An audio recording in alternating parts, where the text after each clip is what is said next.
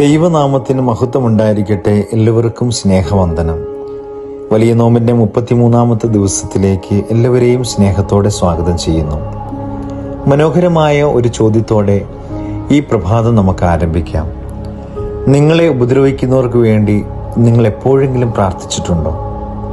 ഭാഷാശാസ്ത്രജ്ഞനായ നോം ചോക്സി ഇങ്ങനെ പറയുന്നു: നോമ്പെന്ന് പറയുന്നത് വൈവിധ്യങ്ങളെ ഉൾക്കൊള്ളുന്ന ഒരു തീരുമാനം കൂടിയാണ്, അല്ലെങ്കിൽ തീരുമാനങ്ങളിലേക്ക് എത്തിച്ചേരാനുള്ള ഒരു ഇടനാഴിയാണ്. ഈ നോമ്പിൽ നമുക്കിന്ന് ക്രിസ്തുവിന് വേണ്ടി ഒരു തീരുമാനമെടുത്താലോ? അത് വ്യക്തിപരമായോ സാമൂഹികപരമായോ അപരനു വേണ്ടിയോ ആകാം. അനുഭവങ്ങൾ കൂടുതൽ ദൃഢപ്പെടുത്തുന്നത് പ്രാർത്ഥനയാണ്. എല്ലാ തീരുമാനങ്ങളെയും നിയന്ത്രിക്കുന്നതും പ്രാർത്ഥനയിലൂടെയാണ്. ശത്രുക്കളെ സ്നേഹിപ്പിൻ എന്ന് പറയുന്ന ക്രിസ്തു ഒരു പടി കൂടി കടന്ന് ഇങ്ങനെ പറയുന്നുണ്ട്: നിങ്ങളെ ഉപദ്രവിക്കുന്നവർക്ക് വേണ്ടി നിങ്ങൾ പ്രാർത്ഥിക്കുവിൻ. APJ അബ്ദുൽ കലാമിൻ്റെ വാക്കുകൾ ഒന്ന് ഓർത്തു നോക്കുകയാണ്. നിങ്ങൾ മറ്റുള്ളവർക്ക് എന്ത് നൽകുന്നുവോ അത് തന്നെ നിങ്ങൾക്ക് തിരിച്ചു കിട്ടും. ഒരുപക്ഷെ അത് പ്രാർത്ഥനയാകാം, അത് സ്നേഹമാകാം, അത് വഞ്ചനയാകാം, അത് ബഹുമാനവുമാകാം. എന്തുമായിക്കൊള്ളട്ടെ, അത് തിരികെ ലഭിക്കും. അത് ഉറപ്പാണ്. ശുഭദിനം നേരുന്നു.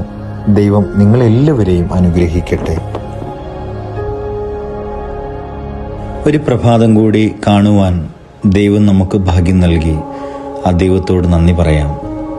ഞങ്ങളെ അതിവാത്സല്യത്തോടെ സ്നേഹിക്കുന്ന ദൈവമേ, ഈ പ്രഭാതം വരെയും കൃപയുടെ തണലിൽ ഞങ്ങളെ സൂക്ഷിച്ച പരമപിതാവേ, ജീവിതത്തിൻ്റെ ഈ പകലിൻ്റെ അലച്ചിലുകളിലും ഓട്ടപ്രദക്ഷിണങ്ങളിലും സ്വസ്ഥമായി ജീവിക്കുവാനും അവിടുന്ന് കരുണ തോന്നണമേ. ദൈവമേ, കൃപയുടെ തണലിൽ ഞങ്ങളെ ചേർത്ത് വയ്ക്കുന്നല്ലോ.